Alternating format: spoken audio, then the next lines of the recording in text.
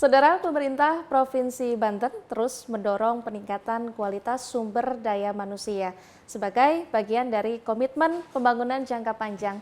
Salah satu langkah strategis yang dilakukan ini mengimplementasikan program prioritas berupa sekolah unggulan gratis bagi jenjang SMA, SMK, dan juga SKH. Namun di balik ambisi tersebut masih terdapat sejumlah tantangan yang perlu dihadapi. Lalu apa sebetulnya upaya yang dilakukan oleh pemerintah Provinsi Banten untuk mengimplementasikan program sekolah unggulan gratis ini?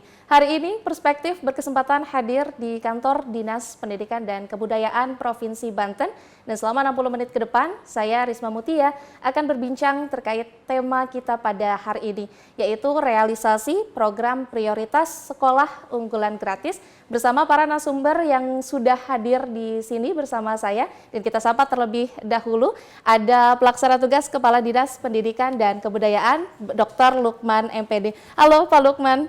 Assalamualaikum. Waalaikumsalam. Terima kasih sudah berkenan hadir di kala kesibukannya Pak. Nantinya kita akan tanya-tanya ke Pak Lukman terkait apa yang menjadi fokus Dinas Pendidikan dan Kebudayaan saat ini, khususnya terkait sekolah unggulan gratis. Kemudian selain Pak Lukman sudah bergabung juga di sini pengamat pendidikan Mas Panji Bahari Nur Ramadan. Assalamualaikum Mas Panji. Waalaikumsalam warahmatullahi wabarakatuh. Terima kasih sudah hadir dan nanti kita juga akan tanya-tanya terkait apa yang menjadi fokus pemerintah saat ini, apakah dapat menjawab kesenjangan dari pendidikan di Provinsi Banten. Dan memang saudara, bicara terkait pendidikan ini begitu menarik, khususnya kemarin pada 2 Mei kita sama-sama memperingati Hari Pendidikan Nasional yang menjadi pengingat bagi kita semua akan pentingnya akses pendidikan yang merata bagi seluruh pelajar khususnya di Provinsi Banten. Dan bertepatan dengan itu, Provinsi Banten juga telah meluncurkan 811 sekolah gratis se-Provinsi Banten. Namun sebelum membahas lebih lanjut ke sana, saya ingin ke Pak Lukman terlebih dahulu. Pak Lukman, kita bicara terkait program sekolah unggulan ini kan memang program prioritas nasional dalam sektor pendidikan begitu ya. Kemudian bagaimana awalnya pemerintah daerah menerjemahkan program tersebut sehingga dijadikan kebijakan daerah, karena memang kalau kita lihat juga ada klasterisasi dalam sekolah unggulan ini ya Pak Lukman. Ya, terima kasih Pak. Terkait dengan program sekolah gratis, ini merupakan implementasi dari visi misi Pak Gubernur dan Pak Wakil Gubernur, Pak Andra Soni dan Pak Dimyati Natakusuma yang diterjemahkan ke dalam RPJMD dan dituangkan ke dalam program sekolah gratis, dan ini merupakan program unggulan bagi pemerintah Provinsi Banten. Dan tentunya kami kemarin Pak Gubernur dengan Pak Wakil Gubernur pada tanggal 2 Mei sudah meluncurkan program ini dan akan diimplementasikan mulai tahun ajaran 2025-2026 untuk kelas 10. Sehingga nanti kita bertahap pada tahun berikutnya itu akan dilaksanakan di kelas 10 dan 11, pada tahun 2027 itu akan dilaksanakan di kelas 10, 11, dan 12. Sehingga dalam 3 tahun itu janji Pak Gubernur terkait dengan sekolah gratis akan tuntas. Dan tentunya dalam setiap tahun, kenapa kita tahun ini hanya baru 1 angkatan atau kelas 10 saja, karena kita akan melihat ada kekurangan-kekurangan di mana, nanti kita akan melakukan evaluasi untuk perbaikan-perbaikan pada masa yang akan datang. Jadi masih melihat evaluasinya terkait tadi Pak, sekolah gratis ini kalau di tingkat nasional ini kan ada klasterisasinya. Ya. Di Provinsi Banten sendiri sekolah program unggulan gratis ini dijalankan dengan skema seperti apa Pak? Karena kan memang ada sejumlah skema juga ya yang sudah disiapkan. Nah untuk kemarin pada saat peluncuran di tanggal 2 Mei ini skema yang dilakukan seperti apa Pak? Skema yang dilakukan diantaranya awalnya kita membuat skema 2. Yang pertama akan dilakukan perencanaan itu ada terkait dengan pengganti SPP. Jadi kalau siswa atau orang tua SPP-nya bayar 40, kita dikasih 40. Tetapi ternyata setelah berjalannya waktu, maka skema yang kita pakai adalah kita melaksanakan dengan sistem plan. Kenapa? Karena kalau kita hanya mengganti SPP dengan sistem mengganti, kalau dia SPP-nya 40 kita ganti 40, ini kasihan banyak siswa sekolah-sekolah kecil yang tidak akan tercukupi dengan anggaran yang diberikan. Tapi kalau kita lihat mudah-mudahan akan ada surplus anggaran yang diberikan sehingga akan menambah anggaran yang bisa dimanfaatkan oleh sekolah. Gitu. Baik, artinya masih fokus terhadap pemerataan dulu. Tadinya disiapkan 2 skema, namun mempertimbangkan sehingga memilih untuk melakukan skema yang memberikan uang yang kepada siswa ya Pak. Ya, betul. Baik, Mas Panji, melihat skema dan juga program yang sudah dilakukan oleh pemerintah Provinsi Banten saat ini, kira-kira apakah yang sudah dilakukan ini dapat menjawab kesenjangan pendidikan yang selama ini ada di Provinsi Banten? Mohon maaf. Yang pertama menarik sekali saya mendengar. Mungkin agak sedikit awal ya Pak ya, Pak Kadis izin. Sebenarnya yang jadi bayangan kami terkait skema sekolah gratis ini, yang pertama itu adalah bagaimana sebenarnya sebuah konsep yang semesta ya, seperti tema saat ini ya sebenarnya di Hardiknas itu kan di semesta untuk semua. Jadi bagaimana akses untuk ikut berkontribusi dalam konsep sekolah gratis itu dibuka. Cuman emang ya mungkin karena terburu dan sebagainya gitu kan sampai ruang masyarakat sipil untuk memberikan masukan mungkin agak sedikit kurang. Tapi tadi mendengar dari penjelasan Pak Kadis ini cukup menarik. Perhitungan soal biaya operasional sekolah dan juga dana operasional sekolah ini ada 2 hal yang sebenarnya kami sempat membahas itu juga Pak. Sistem penggantian SPP dengan sistem flat dan nanti akan dievaluasi ini menjadi hal yang menurut kami harusnya dilakukan di depan dulu bagaimana kita mengevaluasi sebenarnya pelaksanaan pergub yang sebelumnya itu ya Pak ya, sekolah gratis untuk SMA negeri ini sudah berjalan bagaimana. Nah, namun kami punya catatan berdasarkan hasil riset kami sendiri. Belanja pendidikan gitu. Apapun itu, baik itu belanja langsung maupun belanja tidak langsung, belanja operasional maupun non operasional, belanja modal, kami ukur dengan pengurangan angka kemiskinan dan peningkatan pendapatan per kapita, ternyata berkontribusi yang sangat bagus. Jadi memang kami bisa bilang bahwa sangat tepat pilihan dari gubernur terpilih saat ini yang diimplementasikan oleh Pak Kadis itu untuk mendorong sekolah gratis, karena memang ini menjadi salah satu alat, salah satu pemicu untuk mengurangi angka kemiskinan dan meningkatkan pendapatan per kapita. Namun soal tadi yang skema itu mungkin itu kami berharap sih mungkin bisa dibuka nanti pas proses ruang evaluasi setelah yang launching yang pertama ini ya Pak ya, kita bisa tahu nih ini sebenarnya hitungannya biaya operasional sekolah, dana operasional sekolah, ataukah hanya sumbangan seperti SPP itu. Namun ya itu, kami melihat ini adalah sebuah langkah yang tepat, apalagi di tengah tantangan di Banten, angka kemiskinan, baik itu kemiskinan ekstrim maupun kemiskinan gitu kan, juga pendapatan per kapita yang masih harus digenjot, langkah yang sangat tepat untuk mendorong adanya sekolah gratis ini. Baik, artinya program yang sudah baru berjalan ini menunjukkan hasil yang positif di mata masyarakat juga ya, karena dapat menurunkan angka kemiskinan tadi, kemudian juga menuntaskan beberapa permasalahan lain di pendidikan di Provinsi Banten. Kemudian tadi berbicara terkait skema pemberian bantuan dana kepada para siswa, ini berarti kan kita bicara terkait alokasi anggaran dana Pak. Kalau misalkan kita lihat di Provinsi Banten ini kan untuk sektor pendidikannya kita menggunakan sekitar 33% lebih dari APBD Provinsi Banten untuk sektor pendidikan. Namun untuk fokus ke sekolah program unggulan gratis ini berapa persen Pak yang dialokasikan? Ya. Secara umum untuk sekolah gratis kita sudah menganggarkan 185 miliar untuk seluruh siswa SMA, SMK, dan SKH di Provinsi Banten. Kita akan melihat nanti berapa jumlah siswa yang diterima di tahun ajaran baru itu 2025-2026. Berarti tahapan nominalnya pun masih melihat proses seiring berjalannya waktu begitu ya? Kita akan melihat jumlah siswa itu sehingga dengan ketersediaan anggaran itu, dengan jumlah siswa yang diterima, nanti kan kita lihat apakah cukup ataukah berkurang atau bagaimana gitu. Jadi kita akan tetap sekarang belum bisa melihat, walaupun kita sekarang sudah sudah secara existing, artinya kelas 1 yang sekarang, kelas 10 yang sekarang itu kita hitung. Nah, nanti kira-kira berapa penjumlahannya, penambahannya atau pengurangannya, sehingga akan bisa melihat apakah anggaran itu cukup atau tidak.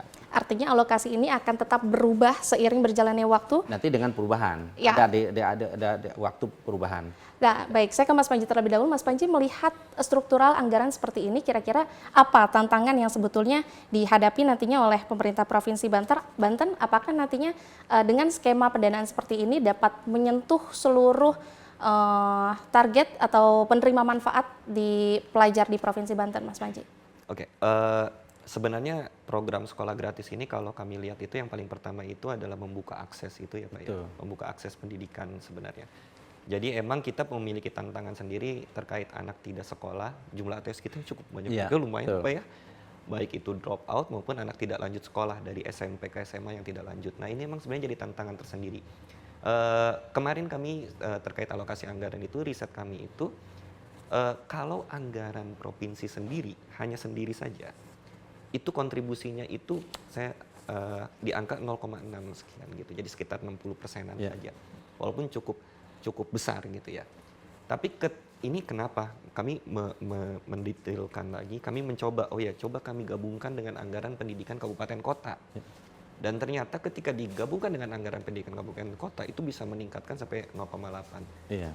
Kesimpulan sementara kami adalah saat ini memang ketika SMA menjadi kewenangan provinsi, itu sebenarnya provinsi jadi seolah menunggu saja. Ini SD SMP ngelanjutin nggak?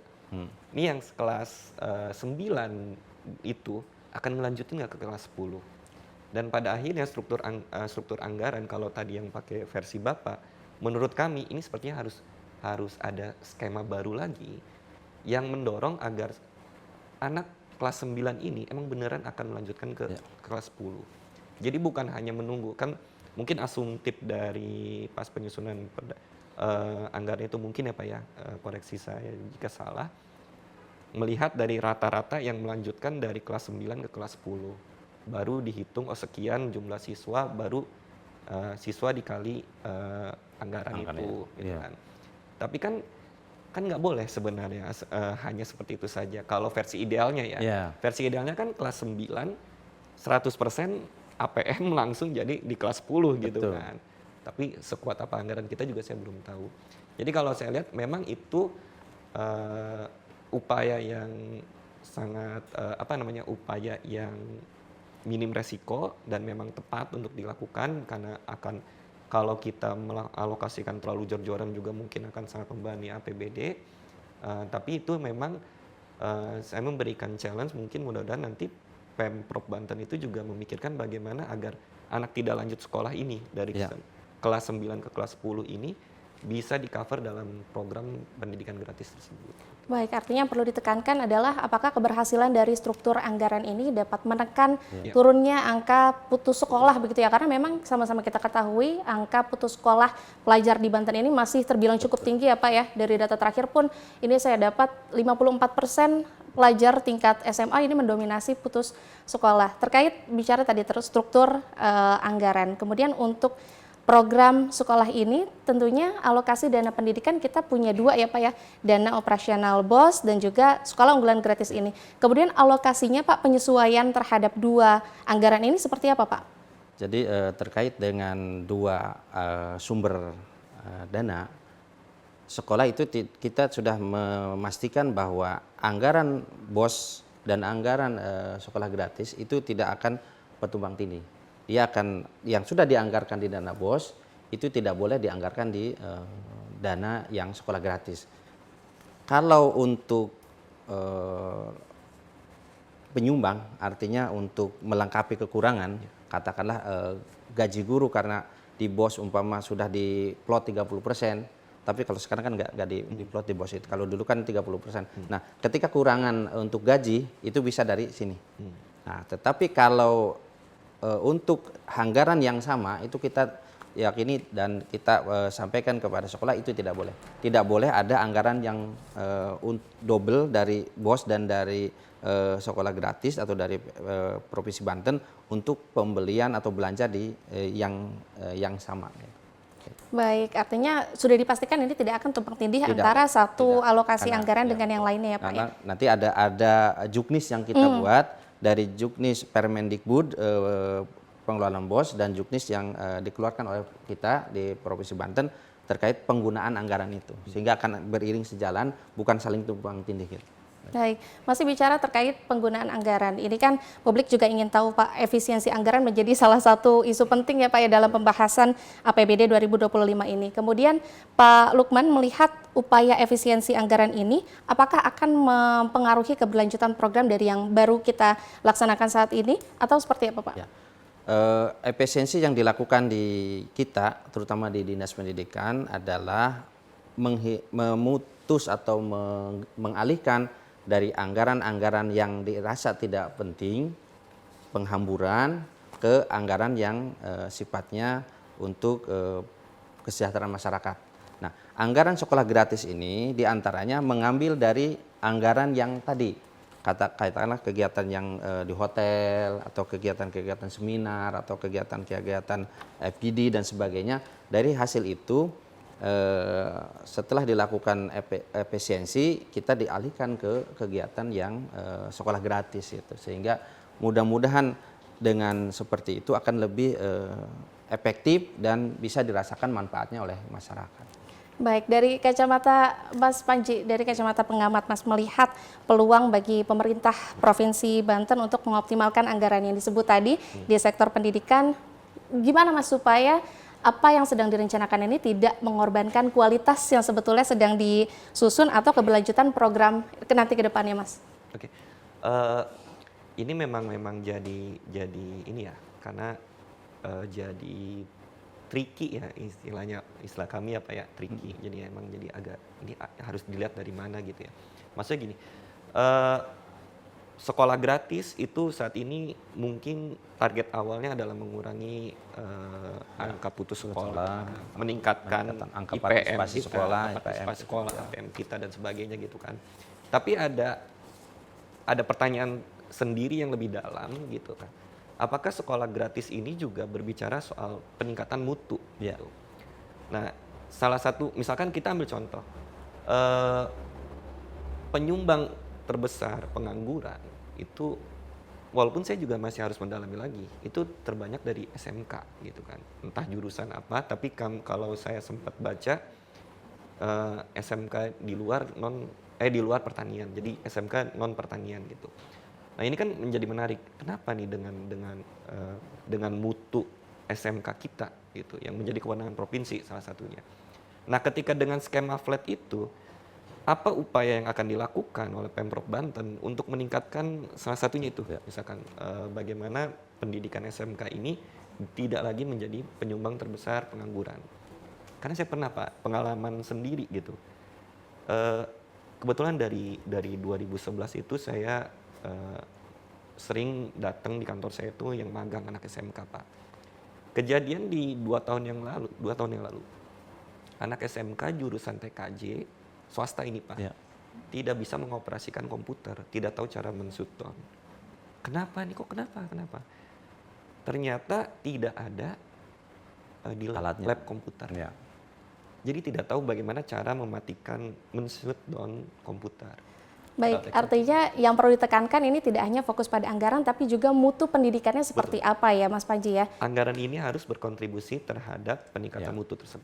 Iya, tentunya nanti kita akan lanjut perbincangan kita terkait realisasi program anggaran sekolah unggulan gratis ini, namun kita perlu jeda sebentar. Tetaplah bersama kami dalam Perspektif.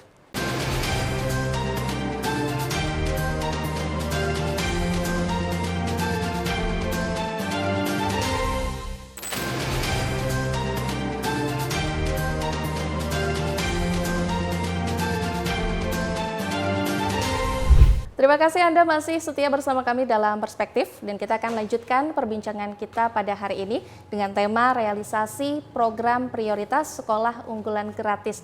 Dan tadi kita sudah simak bahwa Mas Panji ini melihat masih ada sejumlah catatan sebetulnya ya, apalagi terkait bicara tadi struktur anggaran ini harus diimbangi dengan mutu pendidikan di sekolah-sekolah tersebut. Kemudian kita bicara terkait penerima manfaat Pak Lukman. Kemarin 2 Mei ini pemerintah Provinsi Banten sudah meluncurkan 811 sekolah. Kemudian sebetulnya Pak, apa yang menjadi kriteria untuk diverifikasi sehingga sekolah itu dapat menjadi penerima manfaat? Yang pertama, sekolah itu memiliki nomor induk sekolah nasional, nomor pokok sekolah NPSN. Yang kedua, dia mendapat dana BOS. Yang ketiga, memiliki izin operasional yang masih berlaku, dan tentunya ada kriteria khusus di mana di situ banyak siswa-siswa dari keluarga yang tidak mampu. Artinya dari data sains itu anak-anak yang kelompok desil 1 atau desil 2, dari kelompok miskin dan sangat miskin. Gitu. Berarti ada klasterisasinya begitu ya Pak ya? Ada klasterisasinya, betul.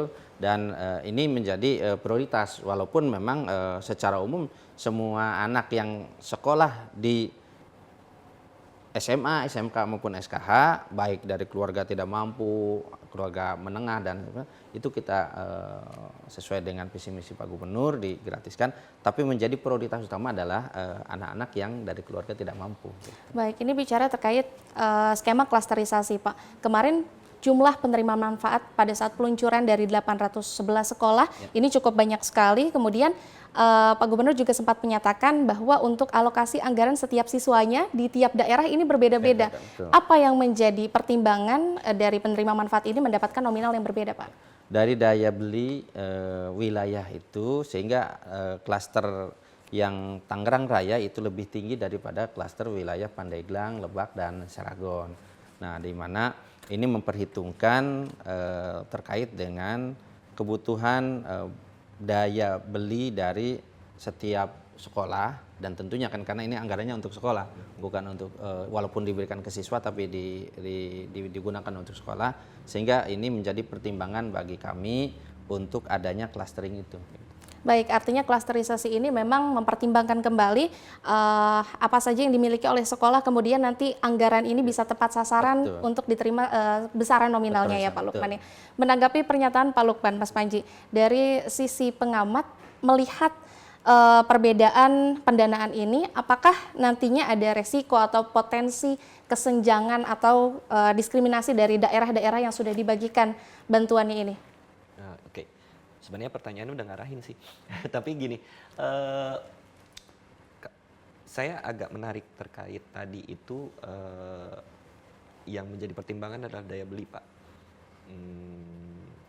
Bukan afirmasi atau bagaimana mendorong ya, karena kan sebagaimana kita ketahui perbedaan APM di Tangerang Raya dengan APM Seragon dan Pandeglang Lebak, itu kan gapnya cukup tinggi. Betul. Nah, saya belum mengetahui dengan pasti latar belakangnya apa, dan itu sebenarnya tetap sah saja, menurut saya tetap sah saja, karena ada pertimbangan, karena yaitu bayangan kami itu sebenarnya tidak bisa disamakan antara semua sekolah, itu tidak bisa disamakan, dia ada basis kebutuhan yang mungkin harus dihitung. Cuman ketika tadi disebutnya berdasarkan daya beli, kekhawatiran kami jelas akan ada kesenjangan yang mungkin akan terawat, mungkin akan terawat, karena contoh begini. Waktu kami sempat mendampingi anak tidak sekolah untuk kebetulan mau kembali ke sekolah lagi. Permasalahannya, dan itu di Kota Serang kebetulan. Permasalahannya adalah mereka bukan tidak bisa, bukan soal bayar sekolah, karena kebetulan kan sudah gratis tuh di negeri itu, di SMK waktu itu. Karena ternyata soal jarak gitu. Jadi emang perbedaan di Tangerang Raya yang sudah banyak transportasi publik dengan di Serang, di Cilegon, di apalagi Pandeglang, Lebak yang masih minim transportasi publik, itu juga bisa menjadi faktor anak tidak melanjutkan sekolah gitu. Nah, makanya tadi ketika disebutnya landasan perbedaan ini adalah daya beli, kami menghitung-hitung lagi ini bagaimana dengan yang lainnya itu, sektor-sektor yang lainnya itu yang sudah tertinggal duluan di daerah yang selatan itu terutama gitu. Jadi emang sementara kami melihat mungkin itu adalah sebuah strategi yang tepat, tapi di sisi lain juga memang ada potensi untuk meningkatkan kesenjangan antara Tangerang Raya. Jadi antaranya itu daya beli itu di antaranya gitu. Kami Ya. kira-kira. Baik, artinya dari Mas Panji ini masih ada sejumlah kekhawatiran juga ya terjadinya kesenjangan tadi, walaupun sudah dijelaskan bahwa ini mempertimbangkan beberapa hal begitu ya dari setiap sekolahnya. Kemudian selain kesenjangan tadi, tentunya kita juga lihat ada memang sejumlah tantangan untuk sektor pendidikan di Provinsi Banten ini, mungkin dari infrastruktur sekolah yang kurang memadai. Kemudian tadi kita juga sudah dengar skema pembagian dananya seperti apa. Kemudian apa sebetulnya Pak Lukman tantangan yang dihadapi Pemprov Banten saat ini untuk menjalani program sekolah unggulan gratis ini terkait strategi yang sudah disusun, kemudian seperti apa realitanya di lapangan? Ya, tantangan yang kita hadapi terkait dengan belum masifnya informasi atau program ini kepada seluruh masyarakat, sehingga bisa saja masyarakat itu memiliki persepsi sendiri terkait dengan pelaksanaan ini. Makanya dengan mitigasi itu kami akan berupaya dalam waktu 2 bulan ini bersosialisasi baik ke sekolah, penerima manfaat maupun ke masyarakat melalui komite, orang tua, dan pihak-pihak terkait, stakeholder, termasuk kepada desa-desa yang ada di Provinsi Banten.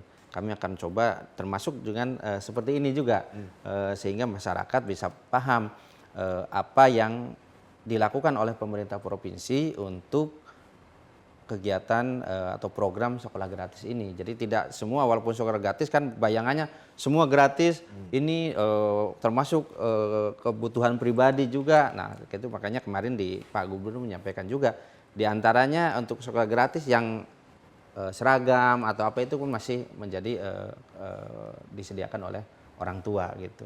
Sedangkan kegiatan yang sifatnya untuk pelaksanaan operasional sekolah kita handle dengan program sekolah gratis itu. Baik, artinya tadi masih menekankan informasi yang akan diberikan kepada masyarakat, jelasnya program ini seperti apa. Ya. Dengan kondisi Provinsi Banten saat ini, Mas Panji, yang cukup beragam ya kita lihat baik secara geografis, kemudian juga ekonomi. Sebetulnya dari program ini, apa resiko yang perlu diwaspadai, kemudian bagaimana idealnya pemerintah Provinsi Banten ini menangani tantangan-tantangan yang tadi disebutkan oleh Pak Lukman? Oke, risiko terbesar itu mungkin memang masyarakat ada gejolak di awal, pasti yakin. Pemahaman terkait sekolah gratis, pokoknya hal yang pelayanan dasar yang digratiskan itu kadang-kadang memang menjadi tantangan sendiri terkait persepsi masyarakat gitu ya. Jadi tadi saya sepakat tuh dengan pernyataannya Pak Kadis bahwa nanti mungkin takutnya ada kekhawatiran di masyarakat tidak sama sekali berkontribusi dalam tanda kutip ya. Terkait anggaran pendidikan gitu. Nah, mungkin itu yang tantangan pertama, persepsi dari masyarakat. Yang kedua itu adalah mungkin agak lebih substansi. Ini kejadian dalam beberapa program. Mungkin kami lihat salah satu contoh BPJS gitu ya. Awal-awal BPJS rumah sakit menolak untuk kerjasama dengan bla bla bla gitu kan, dengan alasan berbagai macam. Tiba-tiba ternyata semuanya menjadi ikut. Ini mungkin akan mirip dengan kejadian pendidikan gratis di Banten. Beberapa menolak, tapi pada akhirnya akan malam mengikuti ini. Cuman yang akan dilupakan tadi saya bicara, khawatirnya yang akan terlupakan itu adalah soal mutu pelayanannya. Gitu. Jadi ketika pendidikan ini digratiskan, kekhawatiran kami adalah mutu pelayanannya jadi tidak terjaga gitu. Nah, mungkin dua itu yang kami lihat dari segi demand-nya, dari segi penerima manfaatnya mungkin ada persepsi yang sedikit miss gitu kan. Sedangkan dari segi supply yang memberikan layanan, khawatirnya dengan konsep ini akan mengurangi mutu layanan. Ya. Baik, dari tadi Pak Lukman sudah menjelaskan tantangan yang dihadapi ini berupa informasi kepada publik, kemudian juga dari Mas Panji sudah menjelaskan bahwa apa yang menjadi kekhawatiran ini semoga bisa terjawab dari apa yang dilakukan juga oleh Pak Lukman. Kemudian bicara terkait tantangan, tentunya kita juga ingin tahu Pak, sebetulnya capaian seperti apa yang diharapkan dari program unggulan gratis ini, kemudian bagaimana kita dapat memastikan bahwa apa yang menjadi capaian kita, apa yang menjadi tujuan kita ini dapat terrealisasikan selama program ini berjalan. Yang pertama adalah tujuannya kan meningkatkan angka partisipasi sekolah, tapi termasuk yang ini juga menyampaikan bahwa program ini adalah untuk mengurangi angka keputus sekolah, sehingga tentunya dengan program-program yang yang dilaksanakan oleh pemerintah Provinsi Banten, kita akan tadi meningkatkan angka partisipasi sekolah, mengurangi angka putus sekolah. Kalau inginnya sih semuanya kita akomodir semua sekolah, tapi kita bertahap untuk mengurangi itu. Kemudian tentunya yang paling utama adalah meningkatkan SPM pendidikan di Provinsi Banten, sehingga nanti apa yang tadi Kang ini sampaikan bahwa mutu yang dikhawatirkan itu kan kita coba, makanya dalam program ini salah satu tujuannya adalah meningkatkan mutu pendidikan yang dituangkan dalam rapot mutu pendidikan, sehingga nanti itu kan ada kriteria kurang, sedang, dan baik. Nah, ini kalau dia tidak bisa meningkatkan angka itu, maka bantuan sekolah gratisnya akan kita tahan atau sampai kepada diberhentikan kalau memang tidak bisa meningkatkan mutu pendidikan itu. Itu kita tuangkan di dalam Pergub untuk sekolah gratis itu. Baik, artinya sudah ada standar pencapaian ya Pak ya, dan nanti juga seiring berjalannya waktu dilihat evaluasinya ini apakah membaik atau tidak, nantinya akan disesuaikan kembali. Mas Panji melihat struktur capaian yang sudah dijelaskan oleh Pak Lukman tadi, kira-kira bagaimana Mas kita publik dapat memastikan bahwa capaian yang disebut Pak Lukman tadi sudah berjalan dengan baik, programnya sudah bermanfaat bagi semuanya?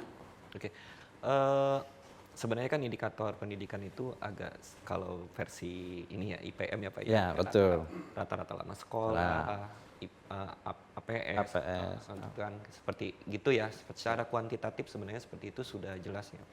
Dan juga kalau standar nasional pendidikan kita, 8 standar nasional pendidikan kita juga sudah ada. Sebenarnya kan itu pun sudah cukup lah sebenarnya untuk menjadi indikator keberhasilan dari pendidikan sekolah gratis. Program sekolah gratis ini. Jadi sebenarnya yang tadi disebutkan oleh Pak Lukman ini, oleh Pak Kadis ini udah oke. Emang harusnya ke arah sana kita. Jangan sampai kita hanya fokus di peningkatan angka partisipasi saja, tapi lupa ada 8 standar nasional yang harus kita penuhi. Ternyata tadi sudah disebutkan masuk. Karena cukup menarik juga, tantangan tersendiri kita juga masih ada itu ya Pak ya, soal sekolah rusak, jumlah kelas rusak. Sarana prasarana lah itu masih ada. Jumlah sekolah yang belum memiliki toilet. Sebenarnya masih banyak sekali tantangan kita di sektor pendidikan gitu ya. Tapi saat ini memang ya mau nggak mau kita harus bertahap dulu, mulai yang dari tadi bahwa kita meningkatkan angka partisipasi sekolah dulu. Gitu. Selain tentunya tantangan yang masih dihadapkan memang pada dasarnya di Provinsi Banten seperti kurangnya infrastruktur begitu ya. Kemudian Pak Lukman, kemarin kita juga tahu ini bahwa pada saat proses peluncuran kabarnya ada beberapa sekolah yang justru menolak adanya program ini. Itu kira-kira apa alasan dari sekolah-sekolah yang menolak, kemudian sikap yang diberikan kepada sekolah-sekolah ini seperti apa Pak? Ya, terkait dengan itu, jadi intinya gini, sekolah itu mungkin saya koreksi ya Pak. Jadi sekolah itu bukan menolak, tapi karena mereka punya segmen sendiri, SPP mereka sudah tinggi dan mereka merasa bahwa cukup dengan mandiri sumbangan dari orang tua, dan saya cek beberapa sekolah yang kemarin tidak ikut serta dalam program ini, anggaran bosnya pun mereka tidak menerima dari anggaran bos nasional juga, sehingga mereka ada beberapa yang saya ajak ngobrol, kenapa nggak ikut? Pak, kita lebih baik memberi kesempatan kepada sekolah yang di bawah kita dari segi infrastruktur dan sebagainya. Makanya kami sudah merasa cukup dan memberi kesempatan kepada sekolah-sekolah yang ada di segmen, kalau bahasa ininya mungkin ada di bawah klaster mereka gitu. Artinya tidak ada penolakan, tetapi justru dari pihak sekolahnya ya Pak ya yang mempertimbangkan bahwa saat ini mungkin kondisinya sudah cukup sehingga lebih baik diprioritaskan kepada sekolah-sekolah lain. Itu yang terjadi memang seperti itu. Jadi kalau ada orang yang mengatakan menolak program gubernur terkait dengan sekolah gratis, saya nyatakan di sini bahwa itu tidak ada dan itu salah. Masyarakat sekolah yang ada di Banten, sekolah SMA SMK secara umum mengapresiasi program ini. Hanya memang untuk sekolah-sekolah yang memiliki segmen katakanlah di atas itu mereka memberi kesempatan kepada sekolah lain untuk berperan serta di dalam program yang diinikan oleh Pak Gubernur. Gitu. Artinya memang sudah ada pertimbangan di pihak-pihak internal ya Pak, sehingga memang tidak ada penolakan. Dan pemirsa, kita akan kembali usai jeda, tetaplah bersama kami dalam Perspektif.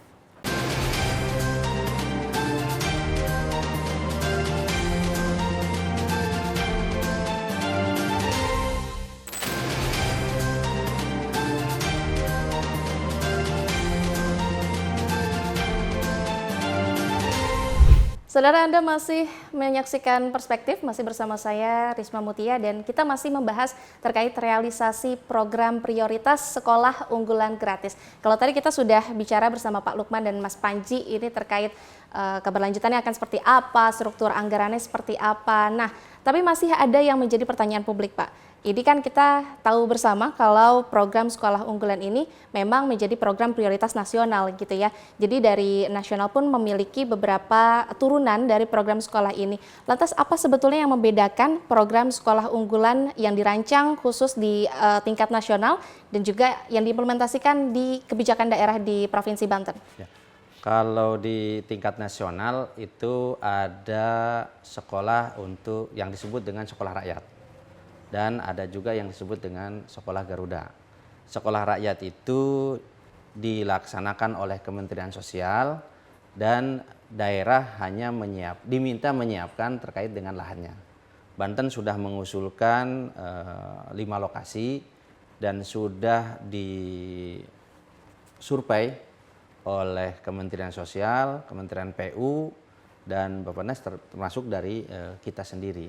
Mudah-mudahan apa yang kita usulkan bisa masuk dalam kategori nanti Banten ada sekolah rakyat yang dibangun oleh pemerintah pusat.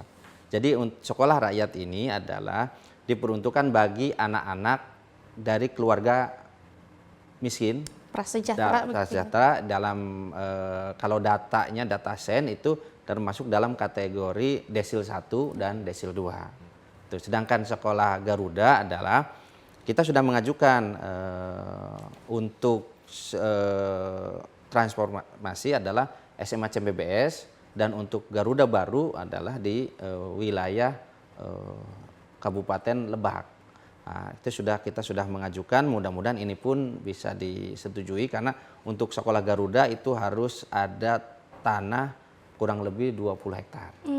Gitu, sehingga nanti ini akan dilakukan verifikasi dan untuk sekolah Garuda ini diperuntukkan bagi anak-anak yang memiliki kelebihan secara IQ. Nanti kalau bahasa kitanya mungkin mirip-mirip dengan sekolah Taruna Nusantara, akan diarahkan seperti itu karena dari segi bangunan termasuk dengan lahan yang ada itu akan diskemakan seperti itu. Jadi untuk sekolah rakyat saya ulangi lagi di Banten sudah mengusulkan ada 5 lokasi, tetapi kita menunggu hasil verifikasi dari pemerintah pusat karena kita usulkan ini karena memang di Banten juga masih banyak anak-anak yang masuk dalam kategori keluarga desil 1 maupun desil 2 dari keluarga sangat miskin dan tidak mampu. Kemudian di Banten juga banyak anak-anak yang memiliki kemampuan IQ yang tinggi yang bisa meramaikan atau bisa memperkuat tentang ke depan kemajuan pemerintah Provinsi Banten yang mungkin tentunya ini bisa disalurkan di sekolah-sekolah yang tadi yang pemerintah pusat programkan di sekolah Garuda diantaranya. Ya mudah-mudahan Banten bisa terpilih salah satunya di antara lokasi-lokasi provinsi yang lain. Gitu. Baik, artinya yang menjadi fokus pemerintah Provinsi Banten terkait sekolah gratis tadi ini untuk mengajukan supaya bisa diverifikasi dan diterima untuk masuk ke sekolah rakyat. Betul. Ya Pak ya. Mas Panji, melihat skema yang sudah dirancang oleh Pak Lukman tadi, sebetulnya apa Mas fondasi yang perlu kita miliki supaya apa yang menjadi tujuan dari Pak Lukman ataupun masyarakat Provinsi Banten saat ini bisa terwujud? Yang pertama, berdirinya negara ini salah satu tujuannya kan adalah mencerdaskan kehidupan bangsa gitu kan. Jadi yang paling jelas itu adalah pelayanan dasar itu pendidikan. Ya. Gitu. Dan sebenarnya ketika ngomong pelayanan dasar itu harusnya memang gratis, mau itu orang kaya mau itu orang miskin, tidak ada clustering seperti itu. Dan itu makanya ketika Pak Gubernur terpilih saat ini meluaskan lagi soal pendidikan gratis yang sebelumnya sudah dicanangkan, sudah dilaksanakan dan dicanangkan kan ya, Ya, terus untuk sekolah dikembangkan negeri. lagi, diperluas lagi di sana. Ini sebenarnya salah swasta. satu upaya untuk mencapai cita-cita pendirian negara ini atau mungkin Banten juga. Jadi menurut saya saat ini ya memang ini sudah hal yang cukup tepat dilakukan oleh Dinas Pendidikan. Adapun terkait tadi saya sedikit ini yang terutama sekolah rakyat gitu ya. Ini cukup menarik sebenarnya karena ini kalau saya tidak salah landasan awalnya itu adalah bagaimana memutus kemiskinan yang diwariskan. Betul. Gitu kan ya. Memutus kemiskinan yang diwariskan tapi melalui sektor pendidikan. Nah, lagi-lagi kan ternyata pendidikan ini menjadi ujung tombak bagi permasalahan-permasalahan sosial yang lainnya gitu.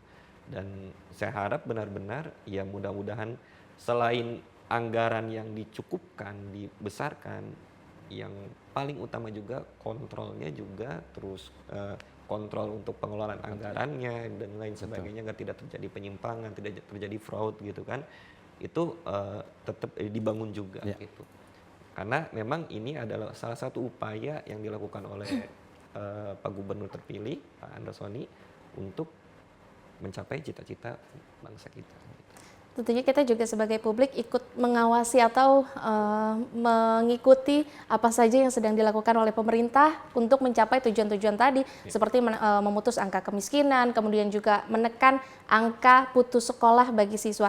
Kemudian Pak Lukman, jika kita ingin melihat misalkan 5 tahun ke depan, apa yang menjadi fokus utama di Dinas Pendidikan dan Kebudayaan, khususnya pada sektor pendidikan di sekolah unggulan gratis ini Pak? Kita tentunya yang menjadi target adalah pengembangan sumber daya manusia, lulusan-lulusan SMA, SMK, dan tentunya tidak terlupakan juga untuk lulusan SKH atau sekolah khusus. Nah, tadi yang Kang Panji sampaikan bahwa memang betul menurut data BPS bahwa di Banten lulusan penyumbang pengangguran terbesar adalah SMK, dan ini pun kita sedang mengklarifikasi terkait dengan data itu, karena antara data yang ada di kementerian dengan penelusuran lulusan dengan data ini agak kurang pas, kurang sinkron, sehingga nanti kita akan ke BPS dari mana sumber datanya, sedangkan data dari Kementerian Pendidikan melalui Dirjen Vokasi itu kan mengisi dari sekolah-sekolah, mengisi lulusan ini melanjutkan ke perguruan tinggi, bekerja atau wira swasta atau dianggap. Nah ini kelihatannya agak kurang sinkron, makanya mudah-mudahan. Tapi kalau tahun ini sekarang nih kemarin itu sudah turun ya. Pengangguran lulusan SMK sudah turun. Sudah ada data terakhirnya ya Pak ya? Ada data terakhir dari BPS, itu kita sudah mulai turun. Mudah-mudahan ke depan kita kerjasama dengan OPD lain, itu akan bisa lebih menekan TPT lulusan SMA, terutama SMA SMK gitu, sehingga nanti Banten tidak menjadi penyumbang. Tapi mudah-mudahan nanti ke depan akan lebih baik lagi dalam pengelolaan pengangguran, sehingga nanti tidak terus kita disoroti pengangguran persentase penganggurannya akan lebih berkurang, dan tentunya dukungan dari semuanya, termasuk dari pengamat, termasuk dari para pihak juga. Iya, tentunya memang kolaborasi dari seluruh pihak untuk sama-sama menjalankan program ini, itu yang menjadi kuncinya ya Pak ya. Kalau tadi kita bicara terkait fokus keberlanjutan yang ingin dilakukan oleh Dinas Pendidikan. Mungkin selama berjalannya waktu nanti akan ada menemukan sejumlah kendala begitu Pak. Tapi sejauh ini apa saja kendala yang sudah dialami, kemudian apa kendala yang nantinya juga diperkirakan akan terjadi? Mungkin kalau kita sering lihat terkait pembiayaan atau bantuan yang sifatnya dana, mungkin kan kita sering temui ada kasus yang keterlambatan pencairannya atau ada gangguan sistem dan lainnya begitu ya Pak ya. Kalau sejauh ini dari Pak Lukman seperti apa kendala yang ada Pak? Kita sudah memitigasi kendala-kendala terkait dengan satu diantaranya usulan dari sekolah, kan usulan telat juga akan mempengaruhi. Makanya kita akan dibuatkan SOP terkait dengan mengurangi resiko itu. Kemudian dari kita juga terkait dengan validasi terhadap usulan itu, tentunya di samping kendala-kendala yang sifatnya non teknis tadi, kita juga akan menyiapkan tim untuk melaksanakan kegiatan itu sehingga akan diperoleh mana kendala-kendala itu yang tentunya akan dari awal kita sudah bisa dimitigasi dan bisa dikurangi kendala itu. Gitu.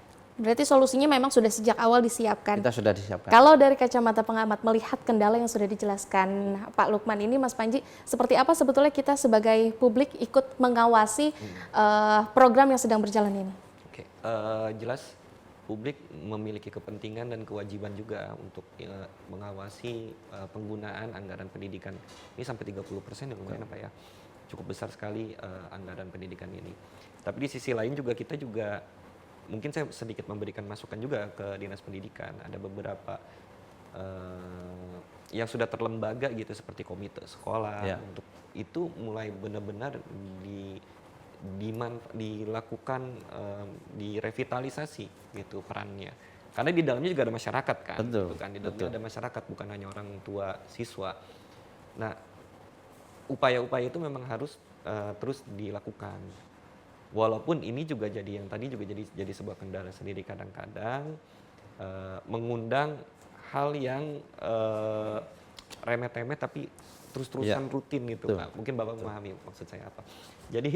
Jadi kadang-kadang itu pengawasan ini juga jika bisa itu memang dibuat kanalnya sendiri agar tidak menjadi liar ke bawah terutama ke sekolah. Betul. Jangan sampai sekolah dianggap yang kami khawatirkan ketika anggaran ini masuk ke sekolah itu sekolah dibiarkan saja untuk menyelesaikan permasalahan-permasalahan.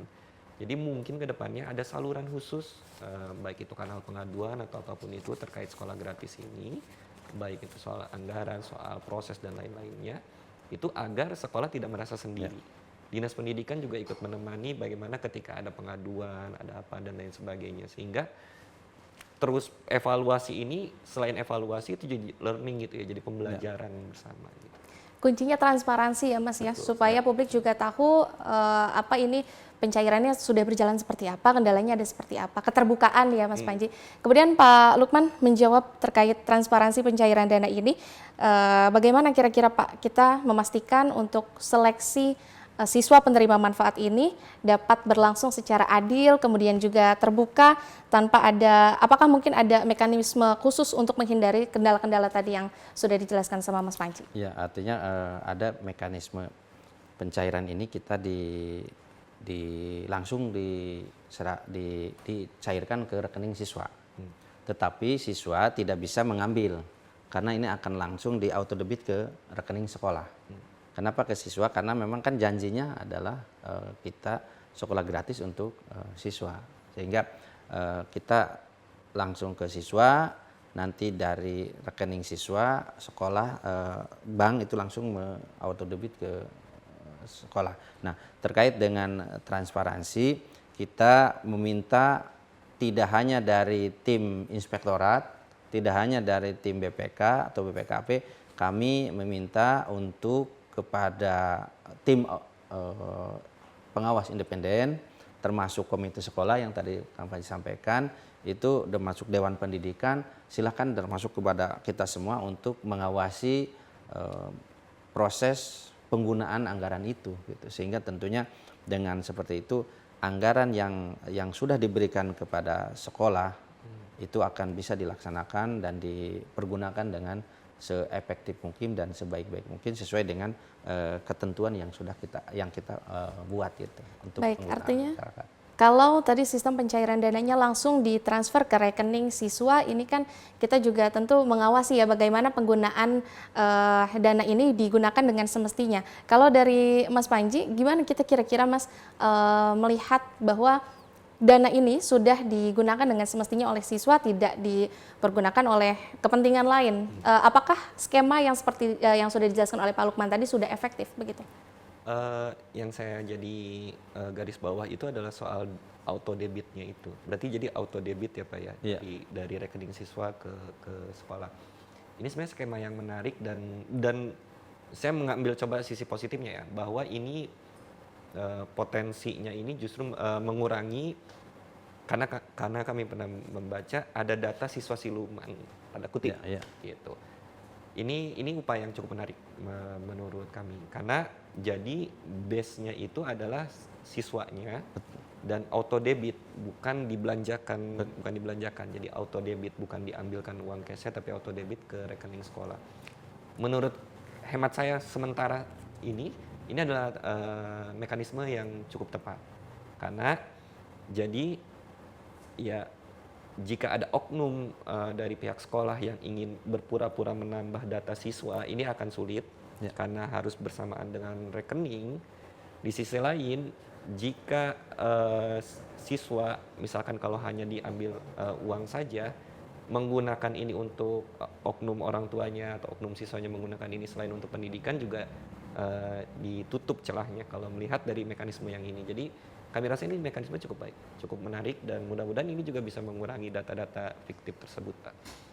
Ya, tentunya itu juga yang menjadi harapan kita bersama ya, bahwa pencairan dana dari program sekolah yang memang sudah dirancang dari tingkat nasional dan diimplementasikan di pemerintah daerah ini dapat berjalan dengan baik tanpa kendala. Kemudian juga tadi juga sudah dijelaskan sudah ada mitigasi yang memang sudah dijelaskan. Terakhir Pak Lukman, apa sebetulnya harapan atau pesan yang ingin disampaikan ke masyarakat khususnya pelajar mungkin yang menerima program sekolah unggulan gratis ini di Provinsi Banten? Harapan kami yang pertama pada masyarakat, seluruh masyarakat Banten, dukung program baik Pak Gubernur dan Pak Wakil Gubernur, Pak Andrasoni dan Pak Demiati Natakusuma untuk mensejahterakan masyarakat Banten dengan sekolah gratis. Karena dengan sekolah gratis, anak-anak yang tadinya tidak bersekolah, kami harapkan bisa bersekolah dimanapun, tidak hanya di sekolah negeri. Bisa di sekolah swasta, bisa di sekolah negeri, karena semua sekolah yang ada di Banten itu sudah dibiayai oleh program sekolah gratis. Yang kedua tentunya kepada masyarakat, kami pun berharap manfaatkan ini sehingga tidak ada kata bahwa kami tidak sekolah karena kami tidak punya biaya. Kami pemerintah Provinsi Banten, Pak Gubernur dan Pak Wakil Gubernur sudah menyediakan itu. Dan tentunya ini mari kita dukung bersama. Awasi yang nanti kita akan laksanakan, berikan evaluasi, berikan masukan, berikan kritik yang sifatnya positif. Sehingga nanti akan ada perbaikan-perbaikan ke depan dan tentunya program ini akan berjalan lebih baik daripada yang sudah kita lakukan di sekolah negeri. Baik, saya beralih ke Mas Panji. Kita sebagai publik atau mungkin masyarakat sebagai penerima manfaat, sebenarnya kita ini harus bersikap seperti apa Mas dengan adanya program yang memiliki kebermanfaatan begitu besar dan apabila ini terimplementasi dengan baik, maka kita sebagai penerima juga mengikuti atau merasakan manfaatnya. Jadi kita harus seperti apa Mas? Oke, kami sebagai masyarakat yang menerima kebijakan ini, kita semua itu harus menyadari dengan penuh bahwa pendidikan itu bukan pilihan, tapi itu adalah mungkin bisa jadi jalan utama kita menuju kenaikan level, kenaikan kelas dan lain sebagainya. Jadi sebagus apapun kebijakan, ketika kita tidak menyadari bahwa itu adalah kebutuhan kita, maka pada akhirnya itu tidak akan berjalan dengan baik. Jadi mungkin bagi masyarakat Banten, ya tadi saya melanjutkan dari pernyataan Pak Kadis, memang harus waktunya bagi kita untuk memanfaatkan sebaik-baiknya program sekolah gratis ini, dan nanti mungkin ada sekolah rakyat, ada sekolah Garuda, agar bagaimana ke depannya Banten ini kita dapat berkontribusi dalam pembangunan Banten dengan arif, dengan bijak, sesuai dengan tujuan dari pendidikan nasional. Baik, artinya ini kita sudah diberikan wadah begitu baik dari pemerintah, kemudian juga apabila kita manfaatkan dengan baik, apa yang menjadi permasalahan di sektor pendidikan khususnya di Provinsi Banten ini bisa terselesaikan ya, seperti tadi penekanan angka putus sekolah bagi para pelajar, kemudian juga infrastruktur yang masih kurang, sumber daya manusia dan lain sebagainya. Maka kita sebagai penerima manfaat tentunya juga terus mendukung dan memanfaatkan program ini dengan sebaik-baiknya. Kemudian juga apabila nantinya ada kendala, mungkin kita juga bisa cari solusinya bersama begitu ya Pak, demi keberlanjutan program Sekolah Unggulan Gratis ini. Terima kasih Pak Lukman, Mas Panji atas waktunya dan sudah berbincang bersama kami dalam Perspektif. Akhir kata, saya Risma Mutia pamit undur diri. Terima kasih atas kebersamaan Anda dan sampai jumpa di episode berikutnya.